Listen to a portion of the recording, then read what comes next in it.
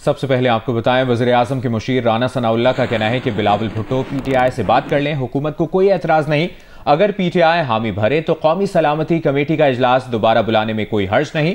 जियो news के programme जियो पाकिस्तान में गुफ्तगू करते हुए राना सनाउल्लाह ने पैका कानून पर सवाल के जवाब में कहा कि पैका कानून के गलत इस्तेमाल की शिकायत किसी हद तक दुरुस्त है। बिलावल भुट्टो जरदारी साहब ने फरमाया कि पीटीआई को दोबारा इस कोशिश में शामिल करने के लिए, ऑन बोर्ड करने के लिए जो है वो इजलास दोबारा बुलाया जाना चाहिए। तो मैं समझता हूँ कि अगर बिलावल भुट्टो जरदारी साहब बारे में पीटीआई से कोई यकीन दहानी या कोई उनसे जो है वो कॉन्फ्रेंस उनकी ले लें कि वो शामिल होंगे, तो दोबारा बुलाए जाने में कोई हर्ज नहीं है।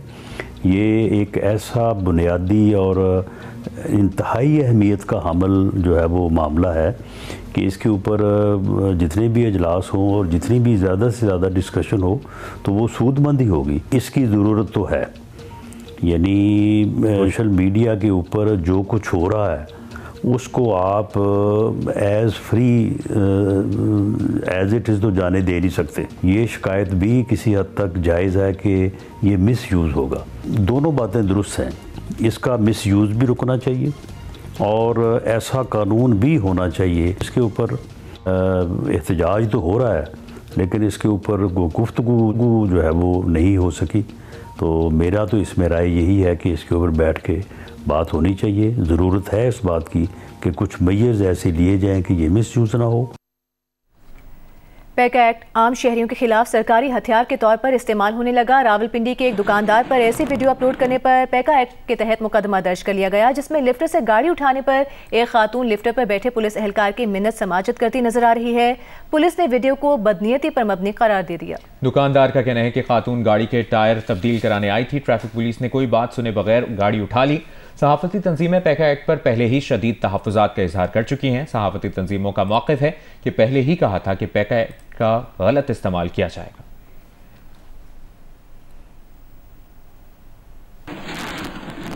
ब्रेक के बाद आपको बताएं, वफाकी वज़ीर पावर ओवैस लगारी ने IMF के कहने पर बिजली की कीमत में नुमाया कमी रोकने से मुतालिक मीडिया रिपोर्ट्स मुस्तरद कर दी। कहा 2 दिन पहले हो या बाद में वज़ीर-ए-आज़म कौम को अच्छी खुशखबरी सुनाएंगे। हम 2 दिन पहले करें 2 दिन बाद करें, जैसी वक्त मौजूद समझेंगे। सर कीमतें कम होंगी सर, ये बता दें। अल्लाह ताला से पूरी उम्मीद है कि आपको प्राइम मिनिस्टर साहब अच्छी खुशखबरी सुनाएंगे। हमारी ज़बान पिछली हुकूमतों वाली ज़बानें नहीं है, हमारी ज़बान पक्की होती है और इंशाल्लाह साबित करके दिखाएंगे। आप अगले चंद दिनों में मेरी ये बातें साबित हो जाएंगी। आपको बलोच यकजहती कमेटी के रहनुमा समीदीन बलोच और दीगर मुल्जिमान को जुडिशल मैजिस्ट्रेट जनूबी की अदालत ने वकला के दलाइल सुनने के बाद तमाम मुल्जिमान को रिहा करने का हुक्म दिया। रिहाई के अहकामात के बावजूद पुलिस ने समीदीन बलोच को अहाते अदालत से फिर गिरफ्तार कर लिया। समीदीन बलोच को MPO के तहत 30 रोज के लिए जेल मुंतकिल कर दिया गया। दूसरी जानिब डिप्टी कमिश्नर कोयटा साद बिन असद ने कहा है कि शहर में किसी को सड़क ब्लॉक करने की इजाजत नहीं दी जाएगी। पुरअमन एहतजाज के लिए मखसूस मकामात मुकर्रर कर दिए गए हैं। पुरअमन एहतजाज हर शहरी का हक है, लेकिन अवाम को तकलीफ नहीं पहुंचनी चाहिए। पुलिस के मुताबिक डॉक्टर महरंग समेत 17 अफराद को 3 MPO के तहत गिरफ्तारी के बाद जेल मुंतकिल किया गया है। 3 MPO के तहत 17 अफराद को 1 माह के लिए कोयटा डिस्ट्रिक्ट जेल मुंतकिल किया गया। आज बलूचिस्तान नेशनल पार्टी की कॉल पर सूबे के मुख्तलिफ इलाकों में शटर डाउन हड़ताल की गई। मस्तोंग, सोराब, कल्लात, हुसदार, गवादर समेत मुख्तलिफ शहरों में कारोबारी मराकज़ और दुकानें बंद रहीं।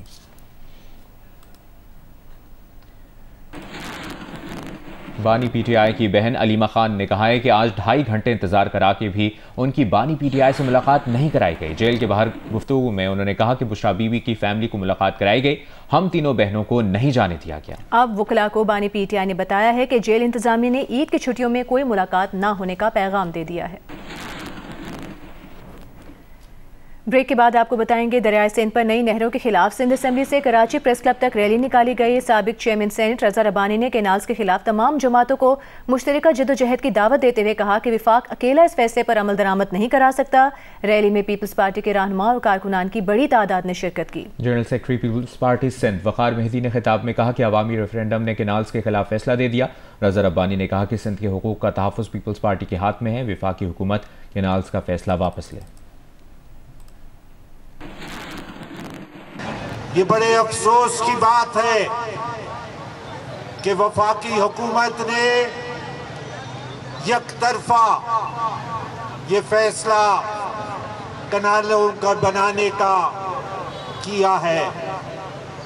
ये निहायत अफसोस की बात है कि सूबा सिंध को और दीगर सूबों को इस बारे के अंदर मुशावरत में शामिल और फैसले में शामिल नहीं किया गया। ये फैसला वफाक का है और वफाक अकेला इस फैसले पे अमल दरामद नहीं करवा सकता। ईद करीब आते ही इस्लामाबाद के अवाम ने भी बाजारों का रुख कर लिया है। बच्चों के कपड़े, जूते और मैचिंग ज्वेलरी, दुपट्टे लेते हुए दिखाई दे रहे हैं। मजीद बता रही हैं नुमाइंदा जियो न्यूज़ ज़मीन ज़हरा। जी बिल्कुल, इस्लामाबाद में भी इस्लामाबाद की मार्केटों में आवाम का खासा रश दिखाई दे रहा है क्योंकि ईद करीब आते ही लोगों ने रुख कर लिया है इस्लामाबाद की मार्केटों का। मैं इस्लामाबाद के कराची कंपनी बाजार में मौजूद हूँ। यहाँ पर अफ्तारी के बाद तो इतने लोग दिखाई नहीं दे रहे थे, लेकिन जैसे जैसे टाइम गुजरता चला जाता है लोग यहाँ पर आ रहे हैं और ख़ास करके अपने बच्चों की शॉपिंग करते हुए यहाँ पे फैमिलीज दिखाई दे रही हैं। ज़्यादातर लोगों का ये कहना है कि महंगाई तो इस बार ज़रूर है, लेकिन उनकी कोशिश है कि एक आध जोड़ा जो है वो बच्चों के लिए इस ईद पर लाजमी बना लें। ज़्यादातर छोटे बच्चों की दुकानों पर, उनके कपड़ों की दुकानों पर, उसके अलावा जो छोटी बच्चियों के फ्रॉक्स पे लोगों का खासा रश दिखाई दे रहा है। चूड़ियों, मेहंदी के स्टॉल्स पर भी लोग खरीदारी करते हुए दिखाई दे रहे हैं, लेकिन ज़्यादातर लोगों की प्रेफरेंस जो है कि अभी बच्चों के जूते और कपड़े बन जाएं, चूड़ियों और ज्वेलरी की बारी जो है वो बाद में आएगी। इस्लामाबाद में यही सूरत हाल है, हर मार्केट की यही सूरत हाल है, चाहे अपारा मार्केट हो, कराची कंपनी हो या फिर कोई शॉपिंग मॉल हो। और ईद करीब आते ही इस्लामाबाद की तमाम तर बाजारों में आवाम का रश लग चुका है। मुल्क भर की तरह पेशावर में भी ईद की तैयारियों में गैर मामूली तेजी आ गई है। खवातीन की बड़ी तादाद ने ईद शॉपिंग के लिए बाजारों का रुख कर लिया है। हर कोई अपने लिए मुनफरिद लिबास की तलाश में है। तफसील बता रही हैं अरूबा इब्राहिम।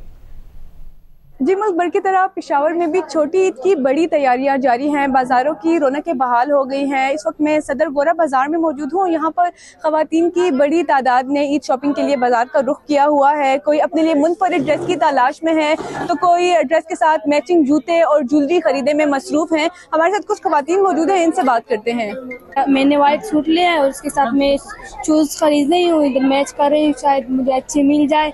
और ज्वेलरी भी खरीदूंगी, मैं चाहती हूँ ईद से पहले मैं खरीद लूँ। बच्चों के लिए शूज़ और कपड़े वगैरह लेने के लिए आए हैं, लेकिन महंगाई जो है बहुत हद से ज़्यादा है। अब क्या करें, अपने लिए तो सेक्रीफाइस किया जा सकता है, लेकिन बच्चों की तो ज़ाहिर बात है नहीं ईद ख़राब कर सकते। पिछले साल के मुकाबले में इस साल कीमतें दुगना हो गई हैं, लेकिन ईद के लिए शॉपिंग ना करना मुमकिन ही नहीं है। हर किसी की कोशिश है कि बेहतर से बेहतर ड्रेस मुनासिब कीमत पर खरीद सके ताकि वो अपनी ईद की खुशियाँ दोबाला कर सकें। जी, भारतीय स्टैंड अप कॉमेडियन कुणाल कमरा को भारतीय सियासतदान का मजाक उड़ाना महंगा पड़ गया। मुंबई के जिस क्लब में प्रोग्राम था, सियासतदान एकनाथ शिंदे के हामियों ने वहां घुसकर तोड़फोड़ की। कुणाल कमरा को जान से मारने की धमकियां दी जा रही हैं। इजहार राय की आज़ादी दबाने की कोशिश पर भारत की सिविल सोसाइटी की तरफ से महाराष्ट्र हुकूमत और पुलिस पर शदीद तनकीद की जा रही है।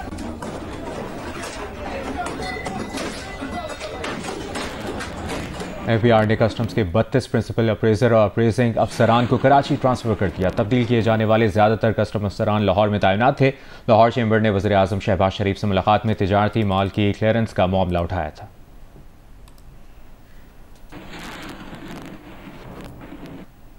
अवामी नेशनल पार्टी खैबर पख्तूनख्वा के सदर मियां इफ्तिखार हुसैन ने कहा है कि अफगानियों को निकालने से दहशतगर्दी खत्म नहीं होगी। ज़बरदस्ती मुल्क बदरी के बजाय मुहाजिरीन से कानून के मुताबिक निपटना चाहिए। बादशाह खान मरकज़ पेशावर में प्रेस कॉन्फ्रेंस करते हुए उन्होंने कहा कि PTI दहशतगर्दी को सपोर्ट कर रही है, जिससे सूबे में मायूसी बढ़ रही है।